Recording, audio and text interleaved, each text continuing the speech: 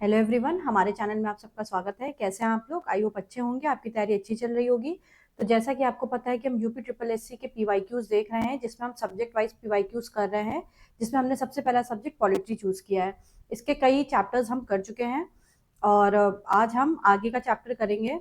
और इनमें उन्हीं प्रश्नों को शामिल किया गया है जो अब तक यूपीएससी आयोग यूपी ट्रिपल एससी आयोग के द्वारा विभिन्न प्रकार के एग्जामों में प्रश्न पूछे गए हैं। इसमें कोई भी प्रश्न ऐसा नहीं है जो हमने खुद से बनाया हो, ये सारे प्रीवियस ईयर के क्वेश्चन ही हैं। तो आप इनको अच्छे से देखिए और आइडिया लगाइए कि आपके आगामी आने वाले लेखपाल, लोअर पीसीएस या अन्य सभी ऐसे एग्जाम जो यूपी ट्रिपल एससी आयोग कराता है उसमें कैसे प्रश्न पूछे जाएंगे। तो चलिए शुरू करते हैं आज का टॉपिक, संघ राज्य संबंध। निम्नलिखित में से कौन सा विषय समवर्ती सूची में आता है? पशुओं के प्रति क्रूरता की रोकथाम, बीमा, नशीली शराब, शेयर बाजार और भावी सौदा बाजार। जैसा कि आपको पता है कि 3 प्रकार की सूचियां होती हैं, संघ सूची, राज्य सूची और समवर्ती सूची। संघ सूची पे कानून बनाने का अधिकार केंद्र सरकार का होता है, राज्य सूची पे कानून बनाने का अधिकार राज्य सरकार का होता है और समवर्ती सूची पे कानून बनाने का अधिकार दोनों सरकारों का होता है। उस पे केंद्र सरकार भी कानून बना सकती है और राज्य सरकारें भी कानून बना सकती है। लेकिन यहाँ पे ध्यान देने योग्य बात यह है कि अगर दोनों में मतभेद होता है तो जो केंद्र सरकार ने कानून बनाया है उसको माना जाएगा, वो प्रभावी होता है। तो यहाँ में पूछा गया है कि कौन सा विषय समवर्ती सूची में आता है। समवर्ती सूची में आता है पशुओं के प्रति क्रूरता की रोकथाम, यानी कि इस पे कानून बनाने का अधिकार केंद्र सरकार और राज्य सरकार दोनों का है। देखिए, समवर्ती सूची में वे विषय आते हैं जिनमें केंद्र सरकार और राज्य सरकार दोनों कानून बनाते हैं और अगर दोनों कानूनों में विरोध हो तो संसद द्वारा निर्मित कानून लागू होता है। वर्तमान में समवर्ती सूची में 52 विषय हैं, मूलतः 47 विषय थे। और इसमें पशुओं के प्रति क्रूरता का निवारण, वन, वन्य जीव, जंतुओं एवं पक्षियों का संरक्षण, मादक द्रव्य आदि विषय शामिल किए गए हैं। जबकि बीमा, शेयर बाजार और भावी सौदा बाजार ये सब संघ सूची के विषय हैं और शराब जो होती है वो राज्य सूची का विषय होती है। इसमें जो एक्स्ट्रा पॉइंट्स है ना, कि जैसे कि ये पूछ लिया गया कि ये शेयर बाजार कौन सी सूची में आता है, तो ये जो एक्स्ट्रा पॉइंट है इसको भी याद रखिएगा क्योंकि आपसे ये भी पूछ लिया जाता है। निम्नलिखित में से कौन सा विषय राज्य सूची के अंतर्गत आता है? नशीले पेय, न्यास और न्यासी, सामाजिक सुरक्षा तथा सामाजिक बीमा, पशुओं के प्रति क्रूरता की रोकथाम। तो राज्य सूची के अंतर्गत आता है नशीले पेय। देखिए, राज्य सूची में उन विषयों को शामिल किया जाता है जो स्थानीय महत्व के हैं और जिन पे कानून बनाने का एकमात्र अधिकार राज्य विधानमंडल को होता है। इस सूची में शामिल विषयों की संख्या 61 है और ये मूलतः कितने थे? 66 थे, जिनमें प्रमुख क्या है? नशीले पे, कृषि पर कर, क्रय विक्रय, भू राजस्व, ये सारे विषय राज्य सूची में सम्मिलित होते हैं। केंद्र और राज्यों के बीच विधायी विषयों के वितरण के बारे में कौन सा सही है? तो संघ सूची में दिए गए विषयों पर केवल केंद्र सरकार ही कानून बना सकती है, बिल्कुल ठीक बात है। राज्य सूची में दिए गए विषयों पर संघ और राज्य सरकारें दोनों ही कानून बना सकती हैं, ये गलत है। राज्य सूची में दिए गए विषयों पर केवल राज्य सरकारें ही कानून बना सकती हैं, यानी कि इसका उत्तर क्या होगा? केवल पी। अनुसूची 7 की सूची 1 को संघ सूची कहा जाता है। इसमें साधारणता या सामान्यता, राष्ट्रीय महत्व के मुद्दों को रखा जाता है। इस सूची में मूलतः 97 विषय थे और वर्तमान में इस सूची में अगर देखा जाए तो लगभग 100 विषय हैं। इन विषयों पर विधि बनाने का अधिकार संसद को होता है। इसके अलावा जो अनुसूची 7 की सूची 2 होती है उसको राज्य सूची कहा जाता है। इस सूची में मूल रूप से 66 विषय थे, लेकिन वर्तमान में 61 विषय ही हैं। और राज्य सूची के विषयों पर कानून बनाने का अधिकार राज्य विधानमंडल को होता है। यद्यपि कुछ विशेष परिस्थितियों में संसद भी इस पर कानून बना सकती है, बट उसके प्रावधान अलग है, तो जब वो आगे आएगा तो हम आगे उसको डिस्कस करेंगे। निम्न में से कौन सा मद उस सूची से सही ढंग से मेल खाता है जिसमें वह मौजूद है? यहाँ पूछा जा रहा है कि क्या वो सही सूची के बारे में बात कर रहा है, जैसे कि कानून, चिकित्सा और अन्य व्यवसाय, ये समवर्ती सूची में सम्मिलित है, क्या यह सही है कि नहीं? राज्य पदार्थ, खाद्य पदार्थ और अन्य वस्तुओं का अपमिश्रण, ये संघ सूची का विषय है, सही है या नहीं? वन, ये राज्य सूची का विषय है, ये सही है या नहीं? तो इसमें से केवल एक सही है। कानून, चिकित्सा और अन्य व्यवसाय, इस पे ये समवर्ती सूची का विषय है, बस ये ठीक है, यानी कि इसका उत्तर केवल पी होगा। देखिए, कानूनी, चिकित्सा और अन्य व्यवसाय समवर्ती सूची से संबंधित है, इसलिए ये सही है। जबकि यहाँ पे जो वन दिया हुआ था, वन समवर्ती सूची से, क्योंकि यहाँ पे राज्य सूची दिया हुआ था, इस वजह से गलत हो गया था। वन किसका हिस्सा है? समवर्ती सूची का।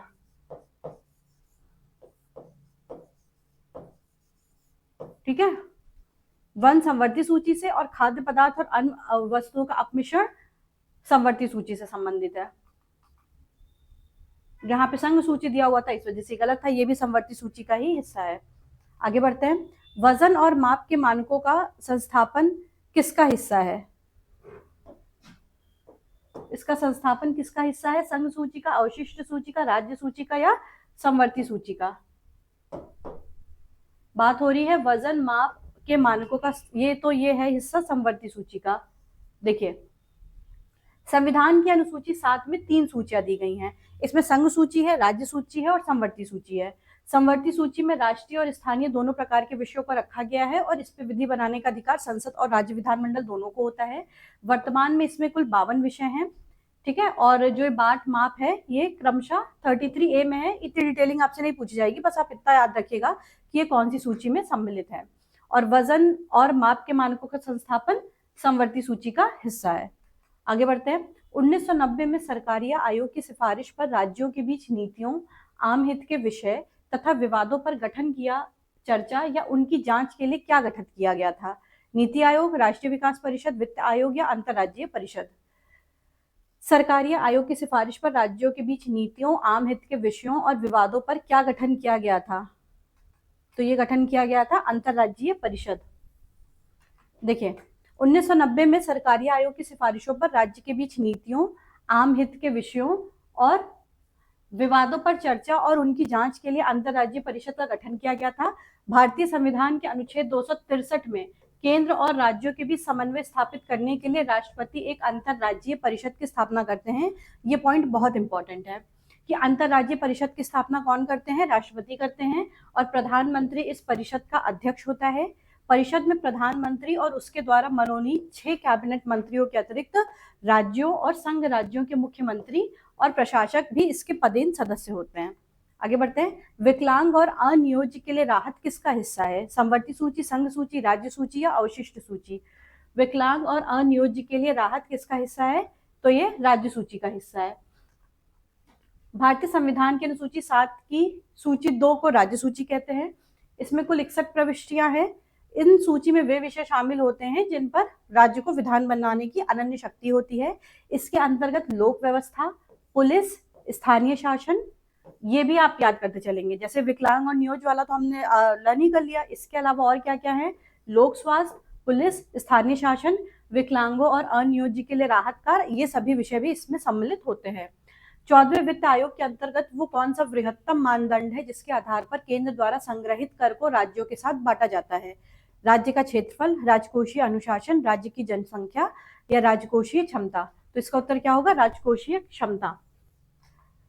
14वें वित्त आयोग के अंतर्गत राजकोषीय क्षमता वृहत्तम मानदंड है जिसके आधार पर केंद्र द्वारा संग्रहित करों को राज्यों के साथ बांटा जाता है। केंद्र सरकार के कर संग्रह में राज्यों की हिस्सेदारी 32 से कितने % हो गई है? 42% हो गई है, जो कुल जनसंख्या, आय में विषमता, क्षेत्रफल और वन क्षेत्र के मानकों के आधार पर निर्धारित किया जाता है। तो इसमें मेनली आप क्या याद रखेंगे? किसके आधार पर डिवाइड होता है ये? कुल जनसंख्या, आय में विषमता, क्षेत्रफल और वन क्षेत्र के मानकों के आधार पर निर्धारित किया जाता है। भारतीय संविधान का कौन सा अनुच्छेद केंद्र और राज्यों के बीच विधायी शक्तियों के वितरण को निरस्त करता है और किसी भी दूसरे के साथ किसी कारनामे, समझौते और संधि पत्र को लागू करने के लिए पूरे भारत के लिए किसी भी कानून को बनाने के लिए केंद्र सरकार को अधिकार देता है? तो इसका उत्तर क्या होगा? अनुच्छेद 253। ये होता क्या है? देखिए, भारतीय संविधान के अनुच्छेद 253 के अंतर्गत संसद को किसी अन्य देश के साथ किए गए संधि या करार के कार्यान्वयन हेतु संपूर्ण भारत पे अथवा किसी भाग में बिना किसी राज्य की सहमति के ही विधि बनाने की शक्ति है, चाहे वो राज्य सूची का ही विषय क्यों ना हो। कहने का तात्पर्य यह है कि अगर दो देशों के बीच संधि होगी, जैसे मान लीजिए भारत और बांग्लादेश के बीच कोई संधि हुई, तो वैसे एरियाज जो पश्चिम बंगाल के आसपास सटे हुए हैं या उनका है, तो उस पे जो केंद्र सरकार है वो बिना पश्चिम बंगाल की अनुमति के उस पे कानून बना सकती है, क्योंकि उसको बांग्लादेश के साथ अंतर्राष्ट्रीय संधि या समझौता करना है। ठीक, तो इसके लिए उसको पश्चिम बंगाल सरकार से अनुमति लेने की आवश्यकता नहीं होगी, चाहे उसमें कोई विषय ऐसा भी सम्मिलित हो जो कि पश्चिम बंगाल यानी कि राज्य सरकार के अधिकार क्षेत्र का ही हो। तो ये बात आप याद रखेंगे और ऐसा प्रावधान किया गया है अनुच्छेद 253 के तहत।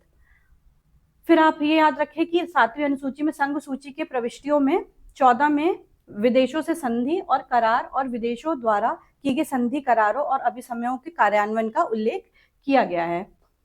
किसी राज्य को कानून बनाने की शक्तियों के संबंध में निम्नलिखित में से कौन सा सही है? जब राज्य सूची में सूचीबद्ध किसी भी मामले पर संसद को कानून बनाने के लिए समर्थ बनाने हेतु 2 या 2 से अधिक राज्य अपने संबंधित विधान मंडलों में अपनी सहमति देते हैं और उसी के लिए प्रस्ताव को पारित करते हैं, ऐसा कोई कानून उन्हीं राज्यों पर लागू होगा जिन्होंने ऐसा प्रस्ताव पारित किया है, ना कि सभी राज्यों पे। ये बिल्कुल सही है। जैसे मान लीजिए 2 राज्य की सरकारें ये डिसाइड करें, जैसे मान लीजिए झारखंड और उड़ीसा की सरकार ने ये डिसाइड किया कि हम चाहते हैं कि इस विषय पर कानून केंद्र सरकार बनाए, तो इस जो भी उनका विषय है उस पर कानून केंद्र सरकार बनाएगी। तो वो जो कानून केंद्र सरकार ने बनाया है वो केवल उड़ीसा और झारखंड पे ही लागू होगा। ऐसा नहीं होगा कि वो पश्चिम बंगाल पे लागू हो जाए या मध्य प्रदेश पे लागू हो जाए। मतलब जिन 2 राज्यों की सहमति से उस विषय पर, उस स्पेसिफिक विषय पर केंद्र सरकार ने कानून बनाया था, वो उन्हीं दोनों राज्यों पे लागू होगा और किसी भी राज्य पे लागू नहीं होगा। यानी कि इसमें ये दोनों ही पॉइंट ठीक है, पी और क्यू दोनों ठीक है। भारतीय संविधान के अनुच्छेद 52 के अनुसार अगर 2 या 2 से अधिक राज्यों के विधानमंडल संकल्प पारित कर संसद से ये अनुरोध करें कि वो राज्य सूची में वर्णित किसी विषय पर विधि का निर्माण करे, तब संसद राज्य सूची में वर्णित उन विषयों पर कानून बना सकती है। ऐसी विधि को अन्य राज्य भी विधानमंडल द्वारा संकल्प प्रस्ताव पारित कर अंगीकृत कर सकता है। लेकिन इस प्रकार संसद द्वारा राज्यों के अनुरोध पर बनाए गए कानून पर संशोधन या निरसन करने का अधिकार सिर्फ संसद को है। ये याद रखेंगे आप। तो इसमें मेनली आप ये याद रखेंगे कि ये जो बात कही गई है ये कौन से अनुच्छेद के तहत करी गई है? तो अनुच्छेद 252 के तहत करी गई है। आगे बढ़ते हैं। भारतीय संविधान के अनुच्छेद 266 वन के अंतर्गत किसका गठन किया गया था कि सरकार को प्राप्त राजस्व और सरकार द्वारा किया गया व्यय इसका हिस्सा है? भारत की आकस्मिक निधि, भारत की लोक निधि, भारत की समेकित निधि या वार्षिक वित्तीय निधि? तो इसका उत्तर क्या होगा? भारत की समेकित निधि। भारतीय संविधान के अनुच्छेद 266 वन के अनुसार भारत की समेकित निधि का गठन किया गया है। ये बहुत इंपॉर्टेंट है, आपसे डायरेक्ट प्रश्न पूछता है इसमें कि भारत की समेकित निधि का वर्णन संविधान के कौन से अनुच्छेद में दिया गया है? तो ये अनुच्छेद 266 में दिया गया है। और सरकार को प्राप्त राजस्व और सरकार द्वारा किया गया व्यय इसका हिस्सा होता है। निम्नलिखित में से कौन सी मद संघ सूची का हिस्सा है? सामाजिक सुरक्षा और सामाजिक बीमा, जनसंख्या नियंत्रण और परिवार नियोजन, प्रकाश स्तंभ, आर्थिक और सामाजिक योजना। इसमें पूछ रहा है कौन सा संघ सूची का हिस्सा है, यानी कि कौन सा ऐसा है, कौन सी इसमें ऐसी मद है जिस पर कानून संसद बनाएगी? तो इसका उत्तर क्या होगा? प्रकाश स्तंभ। दीप स्तंभ, दीप घर या प्रकाश स्तंभ, जिसको लाइट हाउस भी कहते हैं, ये समुद्र तटों पर, द्वीपों पर, चट्टानों पर या नदियों और झीलों के किनारे आदि प्रमुख स्थानों पर जहाजों के मार्गदर्शन के लिए बनाए जाते हैं। इनसे रात के समय प्रकाश निकलता है। प्रकाश स्तंभ का उद्देश्य होता है कि सागर में जहाजों के चालकों या नाविकों को खतरनाक चट्टानों से आगाह करना। और प्रकाश स्तंभ किसका विषय है? ये संघ सूची का विषय है। राष्ट्रपति प्रत्येक कितने वर्षों में वित्त आयोग का गठन कर सकते हैं? तो राष्ट्रपति प्रत्येक 5 वर्षों में वित्त आयोग का गठन करते हैं। संविधान के अनुच्छेद 280 के तहत अर्ध न्यायिक निकाय के रूप में प्रत्येक 5वें वर्ष राष्ट्रपति के द्वारा वित्त आयोग का गठन किया जाता है। इसमें आप ये याद रखेंगे कि वित्त आयोग कैसा निकाय होता है? ये एक अर्ध न्यायिक निकाय होता है। वित्त आयोग में 1 अध्यक्ष और 4 सदस्य होते हैं। वित्त आयोग संघ और राज्यों के बीच करारों के वितरण और संचित निधि से सहायता अनुदान की सिफारिश भी करते हैं। अभी तक 15 वित्त आयोग गठित किए जा चुके हैं। 2023 में नवीनतम 16वें वित्त आयोग को अरविंद पनघड़िया की अध्यक्षता में गठित किया गया है। जब भी आप इस तरीके के क्वेश्चन पढ़ेंगे तो आप तुरंत गूगल कर लीजिए कि उस समय कौन है वित्त आयोग का। जैसे अगर आप ये क्वेश्चन अभी पढ़ रहे हैं तो बिल्कुल अभी देख लीजिए सर्च करके कि क्या यही है या कोई परिवर्तित हो गया या चेंज हो गया। मान लीजिए ये वीडियो आपने 2 महीने बाद देखी तो उस समय आप तुरंत गूगल कर लीजिए कि क्या यही है या बदल गए, क्योंकि ये करंट से रिलेटेड टॉपिक है जो कि चेंज होते रहते हैं। भारत की समेकित निधि में से राज्यों के बीच राजस्व की अनुदान सहायता को नियंत्रित करने के सिद्धांतों पर कौन राष्ट्रपति से सिफारिश करता है? वित्त मंत्री, वित्त आयोग, योजना आयोग या भारतीय रिजर्व बैंक? भारत की समेकित निधि में से राज्यों के बीच राजस्व की अनुदान सहायता को नियंत्रित करने के सिद्धांतों पर कौन राष्ट्रपति से सिफारिश करता है? तो यह करता है वित्त आयोग। वित्त आयोग भारत की समेकित निधि में से राज्यों के बीच राजस्व अनुदान सहायता को नियंत्रित करने के सिद्धांतों का राष्ट्रपति से सिफारिश करता है। और वित्त आयोग का गठन अनुच्छेद 280 के तहत प्रत्येक 5वें वर्ष किया जाता है। निम्नलिखित में से कौन सा एक राज्य की उधार लेने की शक्ति के संबंध में सही है? ये भारत के बाहर से उधार नहीं ले सकता। विशिष्ट शर्तों के अधीन राज्यों को राज्य के राजस्व की जमानत पर भारत के भूभाग से ही उधार लेने का अधिकार होगा। तो इसमें से क्या सही है? केवल एक और दो दोनों, केवल दो, या एक या दो में से कोई भी नहीं। इसमें राज्य सरकार की उधार लेने की शक्ति के बारे में बात की जा रही है, तो इसमें ये दोनों ही ठीक होगा। ठीक, जो राज्य है वो भारत के बाहर से उधार नहीं ले सकता है और विशिष्ट शर्तों के अधीन राज्य को राज्य के राजस्व की जमानत पर भारत के भूभाग में से ही उधार लेने का अधिकार होता है। राज्य की उधार लेने की शक्ति के बारे में दिए गए उपरोक्त दोनों कथन सही हैं। अनुच्छेद 293 के अनुसार यह भारत के बाहर से उधार नहीं ले सकता तथा विशिष्ट शर्तों के अधीन राज्य को राज्य के राजस्व को जमानत भारत के भूभाग से ही उधार लेने का अधिकार होगा। समवर्ती सूची के अंतर्गत विषयों पर किसे विधि बनाने का अधिकार होता है? तो समवर्ती सूची पर संघ सरकार और राज्य सरकार दोनों ही कानून बना सकती हैं। केंद्र और राज्यों के बीच शक्तियों के बंटवारे के बारे में वर्णन 7वीं अनुसूची के अंतर्गत 3 सूचियों में किया गया है: संघ सूची, राज्य सूची और समवर्ती सूची। संघ सूची के विषय पर कानून बनाने की शक्ति केंद्र सरकार के पास है, राज्य सूची के विषय पर कानून बनाने की शक्ति राज्य के पास है, और समवर्ती विषय पर कानून बनाने की शक्ति केंद्र और राज्य दोनों के पास है। परंतु कानून के विषय समान होने के कारण केंद्र सरकार द्वारा बनाया गया कानून ही मान्य होगा। राज्य सरकार द्वारा बनाए गए कानून केंद्र सरकार के कानून बनाने के साथ ही समाप्त हो जाते हैं। भारतीय संविधान के अनुच्छेद 240 के तहत राष्ट्रपति निम्न में से किस क्षेत्र के लिए शांति, प्रगति और सुशासन के लिए विनियमन नहीं बना सकता? अंडमान निकोबार, मिजोरम, लक्षद्वीप या दादरा नगर हवेली। इसका उत्तर क्या होगा? मिजोरम के लिए, क्योंकि बाकी सारी इसमें यूनियन टेरिटरीज हैं। मिजोरम है नहीं, इसकी राज्य सरकार है, तो इसका अपना विधानमंडल है, तो इसके बारे में कानून विधानमंडल बनाएगा। संविधान का अनुच्छेद 240 कुछ संघ राज्य क्षेत्र के लिए विनिमय बनाने की शक्ति राष्ट्रपति को देता है, जिसमें से कौन कौन से संघ राज्य क्षेत्र हैं? अंडमान निकोबार, लक्षद्वीप, दादर नागर हवेली, पुदुचेरी। क्योंकि मिजोरम एक संघ राज्य क्षेत्र नहीं है, इसलिए इसका आंसर क्या होगा? बी, यानी कि इस पे स्वयं वो कानून बना लेगी वहां की विधानमंडल, बाकी सब पे कानून कौन बनाता है? राष्ट्रपति बनाते हैं। किस अनुच्छेद में संशोधन के द्वारा भारतीय संविधान में कृषि, जो कि राज्य सूची में है, इसको समवर्ती सूची में लाया जा सकता है? अनुच्छेद 368, अनुच्छेद 356, अनुच्छेद 238 या अनुच्छेद 224। तो इसका उत्तर क्या होगा? अनुच्छेद 368, यानी कि संवैधानिक संशोधन करके या संविधान संशोधन करके इसको राज्य सूची से समवर्ती सूची में लाया जा सकता है। भारतीय संविधान के अनुच्छेद 368 के द्वारा संशोधन करके कृषि, जो कि राज्य सूची में है, इसको समवर्ती सूची में लाया जा सकता है। ठीक है, तो ये हमारे संघ राज्य संबंध के कुछ क्वेश्चन हो गए। इसके आगे के क्वेश्चन हम नेक्स्ट क्लास में डिस्कस करेंगे। और आप ये भी ध्यान रखेंगे कि ये सारे जो प्रश्न हैं इनको आप शुरू से देखिए, चैप्टर वाइज देखिए, जिससे आपका फ्लो बना रहेगा। और जो भी टॉपिक आप पढ़ रहे हैं पॉलिटी में, पहले उसको बहुत अच्छे से पढ़ लीजिए, फिर यहाँ पे आके क्वेश्चन की प्रैक्टिस कर लीजिए, क्योंकि प्रैक्टिस से ही आपके एग्जाम में क्वेश्चन सही होंगे। आप कितना भी वीडियो देख लीजिए, वो फायदा नहीं करेगा अगर आप प्रैक्टिस नहीं करेंगे।